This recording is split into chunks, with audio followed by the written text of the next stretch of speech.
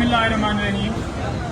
आज supreme court में वाज़ेह remarks दिए गए जिसने वाज़ेह कर दिया थोड़ा से हाथ पीछे करो। कि डिस्ट्रिक्ट कोर्ट में जो एडिशनल सेशन जज हुमायूं ललावर साहब ने फैसला दिया था उसमें कानूनी पहलुओं को नहीं देखा गया और उजलत में दिया गया, गवाहों को पेश करने का मौका नहीं दिया गया और जो हमारी दरखास्तें थीं जो बार बार उसी कोर्ट में भिजवाई गई वो भी मामला यहाँ पर डिस्कस हुआ और वाज़ेह रिमार्क्स है कि ये एक दिन के अंदर ही फैसला होता है, एक दिन के अंदर ही मेंटेनेबिलिटी और जुरिसडिक्शन पे डिसाइड किया जाता है, गवाहों को मौका नहीं दिया जाता है और साथ ही सजा दे के खान साहब को जेल में भिजवाया जाता है।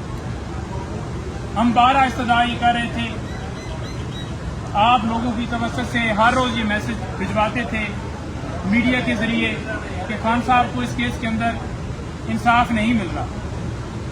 ना कभी खान साहब इस केस से भागे हैं, 200 के करीब केसेस हैं खान साहब के ऊपर और हर केस में एक दिन में 20-20 मुकदमों में वो पेश होते रहे।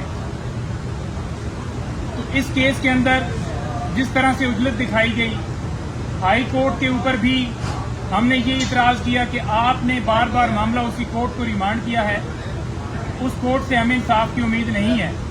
तीसरी दफा उसी कोर्ट को भिजवाया गया और वहां पर हमें पूरा मौका नहीं दिया गया। आज सुप्रीम कोर्ट ने वाज़ेह कहा है कि इस्लामाबाद हाई कोर्ट कल इस केस के ऊपर फैसला करे और 2 बजे आप जो है यहां पर तशरीफ ले आए। आर्गूमेंट्स के दरमियान सारी बातें रखी गई, 120 दिन के अंदर ये कंप्लेंट फाइल होनी थी जो कि नहीं हुई।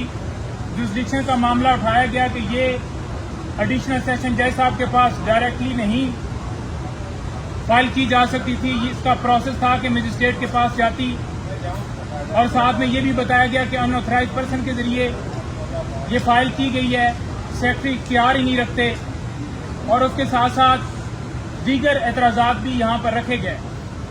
कोर्ट मुकम्मल तौर पर कन्विंस नजर आई। कोर्ट ने जो रिमार्क्स दिए वो सबके सामने हैं। इंशाअल्लाह हमें उम्मीद है कि कल खान साहब की इस मुकदमे में बेल होगी और ये जो मुकदमा झूठा बनाया गया जो कि टाइम बार्ड है, जिसके अंदर बहुत सारे लकूने हैं, ये मुकदमा जो है इसमें खान साहब बाइज्जत बरी होंगे। बहुत शुक्रिया। नईम साहब ये बताइएगा, जिस तरह बाकी भी पीजीआई के वज़रा के साथ जो रवैया अपनाया गया वो उनकी जमानत होती है, उनको दोबारा गिरफ्तार किया जाता है। अगर खुदा न खास्ता कल खान साहब की जमानत हो जाती है तो या वो जेल से बाहर निकलते और उनको किसी और मुकदमे में दोबारा जेल में डाल दिया जाए, तो उसके हवाले से आप क्या देखें? गुजारिश ये है कि यहाँ पर हम यही इस्तदा कर रहे थे कि हमें इस्लामाबाद हाई कोर्ट से इंसाफ की उम्मीद नहीं है।